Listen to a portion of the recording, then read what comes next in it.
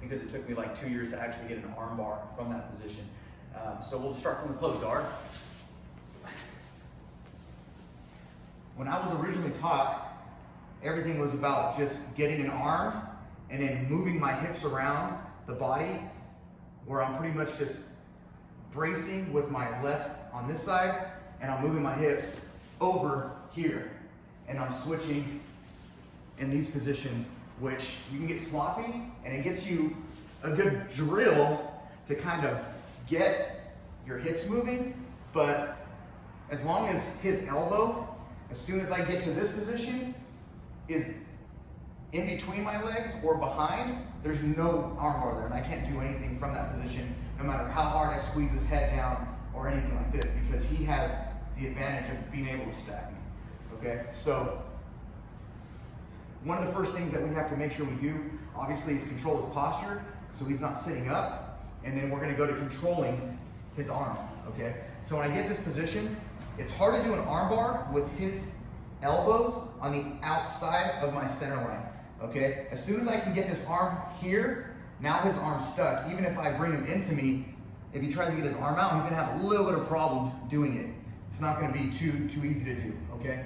So now when I add me kind of bringing him in a little bit with my hand positioning here, try to get your elbow out. It's gonna be really hard for him to do, okay? So once I get this position, I wanna make sure that even if his arms are here, he's bracing, I'm gonna control his wrist and his elbow, and as I bring him into me with my legs, I'm gonna snap his arm and his elbow to the midline of my body, okay? Boom, just like that, okay? Now when I get this position, I have to keep control of his posture so he doesn't just give up after all that work I did, and I have to keep bringing him back down, okay? So as soon as I get my position, I bring his elbow to the center line of my body, I'm cupping, I'm either grabbing with a monkey grip on his wrist and bringing it to my chest as hard as I can, or using a good amount of strength, keeping this elbow here, and now from here, my outside hand is gonna grab the top of his neck, bottom of his head, baseline, okay? So now from there, when he tries to pull away, he can't, and he can't get his elbow out because I'm controlling his arm still. Now that I have this control, it's gonna be really easy for me to break my legs and bring my foot up to his shoulder. So when I get this position, even if I were to let go of this arm, get your arm back, he can't really do anything, okay?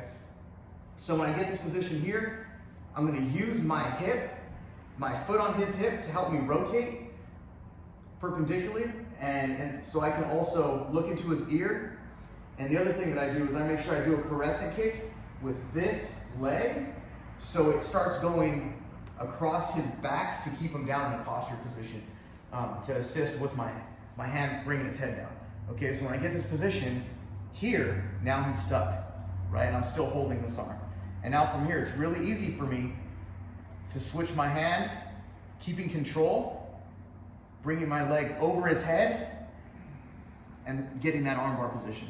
Now from here, I'm making sure that my knee is above his ear, and I'm able to bring him down into me, as well as this outside leg, or the leg closest to his hip, also bringing that down over his lat and squeezing both down and then into making this tighter. Okay, now from this position, it's really easy for me to get this arm bar.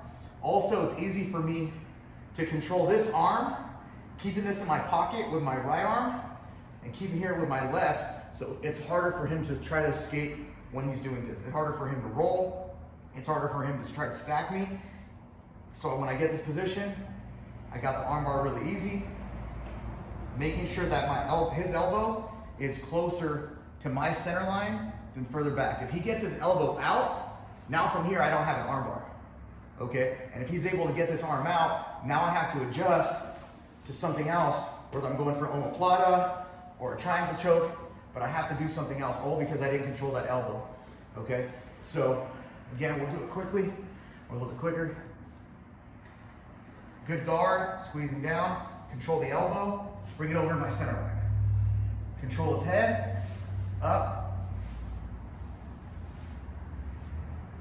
And I have that arm bar from right here, okay? So we'll work that, and then we'll get into a counter, and then how to defeat that as well. Okay, so with arm bars, there's mainly two ways of doing it. There's a speed attack, and then the control. I will always go for control over the speed, just because it's, when you start giving people space, they can just get their elbow out, and it's hard to do it, right?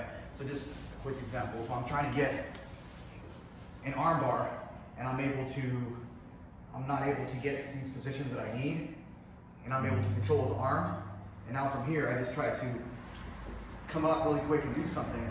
It's not as tight, so in between me throwing my leg out, he can just bring his elbow out, and then you start passing, or doing something that it's not what I want, right? And as soon as I can control these positions here, he can't really move away from me, and it's just easier for me to control in every way possible. Okay, so speed attacks, they're good if you can get them. They're just very hard to practice on good people, and it's a very rare catch on somebody good. You have to stay tight the entire time. Okay, so now let's go over a defense really quick, and we'll build off of this. Okay, so as soon as he gets me in an armbar position, so we just start from armbar, right? So the first thing that you're taught is you want to clasp your hands, but this doesn't do anything for me. I'm not helping my body by getting in this position, okay? What I try to do is I put my hand that's trapped, or I put it under my arm, so right under my wrist. So when he gets this position, it gives me a different angle that it's easier for me to kind of move around and do something. So technically he can still get it, but this is just raising my hand up enough to stop the immediate tap. Okay, so when he starts going for a tap from there, go for it, okay. Okay, now when I take my hand out and he gets that same position, it's just really tight. So just my hand under creates that different angle, so now it's harder for him to finish it if I'm in a little bit better position, okay? So this is one. Now the second thing that I do, even if he starts extending, is I try to keep my feet or my hips under my head, okay? If he continues to do this, I'm gonna tap, okay? But if I can keep a little bit better posture looking up, right? Now I can try to start stacking, okay? So when I get to this position, as soon as my hips are under my base, it's easy for me to start driving into him. Okay, when I start driving into him, I want to bring my knee right under the lower part of his back, and now from here I'm going to get stacked. Okay, and now that I have this position, I'm going to go into a figure four lock because it's stronger for me, and I'm going to grab his leg. So now when he tries to extend, it's going to be really hard for him to do.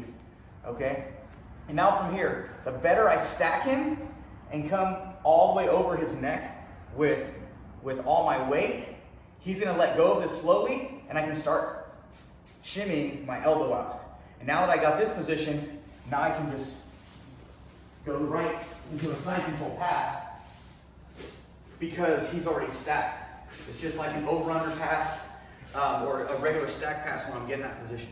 Okay? So as soon as I feel like I'm in this armbar position, my hand comes under to change that angle, right?